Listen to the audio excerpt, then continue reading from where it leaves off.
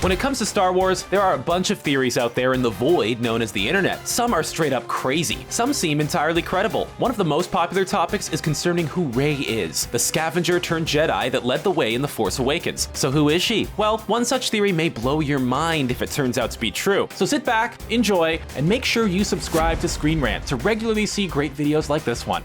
Do it! Give us a like if you agree with any of these 5 reasons we think Rey might just be Darth Vader reincarnated. And before we start, can you guess this movie from these emojis? Stay tuned for the answer at the end of our video.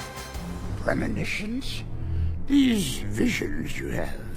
DREAMWORLD. Much like Anakin Skywalker before her, Rey is shown to be so in tune with the Force that she possesses the ability to peek into the past as well as the future. Anakin saw flashes of pain and suffering when concerning those he loved most, namely his mother Shmi and his wife Padme. Rey demonstrated a similar ability when she touched Anakin's saber in The Force Awakens, getting glimpses at both the past, including a peek into Cloud City where Vader revealed to Luke his lineage, which may or may not be Vader's own memory of the event.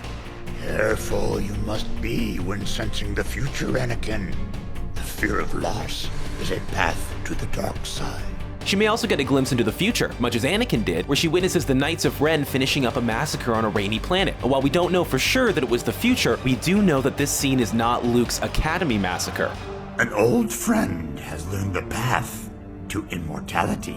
One who has returned from the netherworld of the Force. Force Ghost 2.0. Another point that fans have been quick to point out is that Rey shares some facial similarities to that of Shmi Skywalker, Anakin's mother who was killed by Sand People in Episode 2. Could a reincarnated Anakin adopt a look that would harken back to his beloved mother? And why would the Force wait so long to bring Anakin back as Rey? The first Force Ghost was Qui-Gon Jinn, and it took him almost 10 years to manifest himself through the Force. Obi-Wan shows himself to Luke after 3, but being very vocal from the get-go. Use the Force, Luke. And Yoda took another year. So if Rey is the next step, going beyond Force Ghosts and restarting the prophecy, the time to learn such a feat may take decades. Force is strong in my family.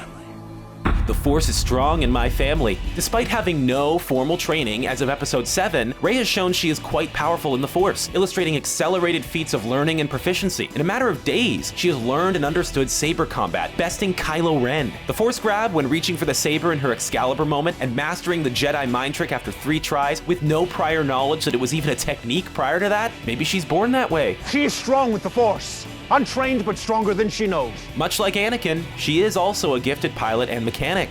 If the prophecy is true, your apprentice is the only one who can bring the Force back into balance.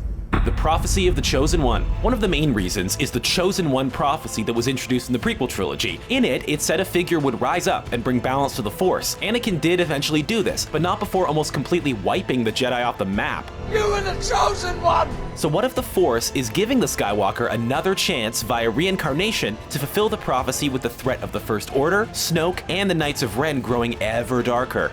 It calls to you.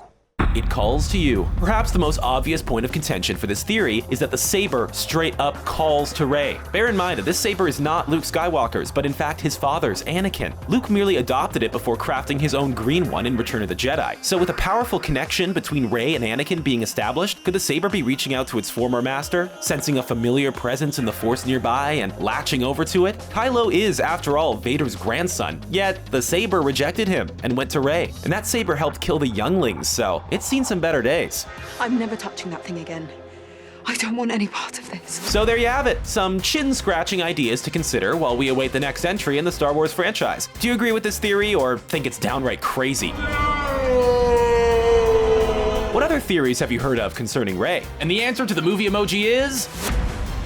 Did you get the right answer? Let us know in the comments below and be sure to subscribe for more videos like this one coming soon.